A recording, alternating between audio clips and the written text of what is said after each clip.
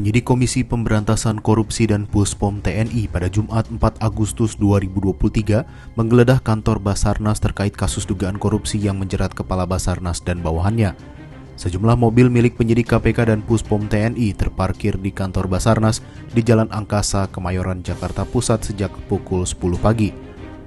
Penyidik menggeledah ruang kerja Kepala Basarnas Marskal Madya Henry Alfiandi dan Koordinator Administrasi Kabasarnas Letkol Afri Budi Cahyanto.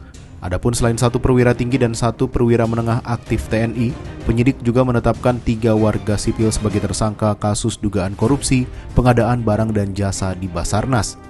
Sementara itu, Panglima TNI Laksamana Yudo Margono membantah adanya impunitas bagi prajurit yang melanggar hukum, menyusul kisruh penetapan tersangka Kabasarnas oleh KPK dan Puspom TNI. Yudo menyebut pekan lalu ia telah menaikkan penahanan Kabasarnas dan bawahannya untuk mempermudah penyidikan.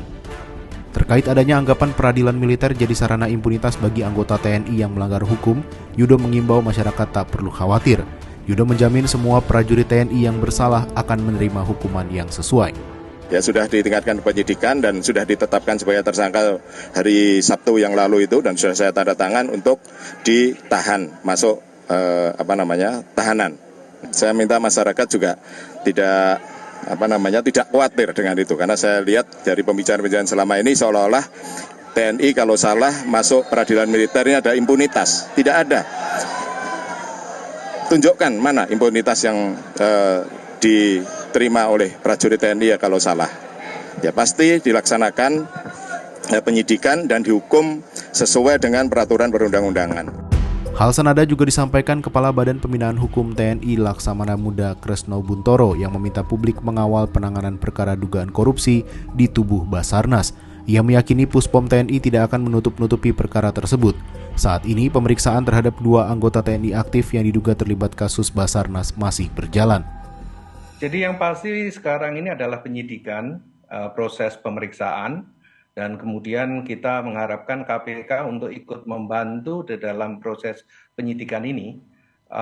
Pengalaman yang lalu-lalu itu teman-teman KPK ada di dalam ruangan pemeriksaan penyidikan yang sama, malahan kemudian titip pertanyaan-pertanyaan terkait dengan tersangka dari militer. Selain itu juga penyidik dari Puspom juga ke tersangka yang sipil.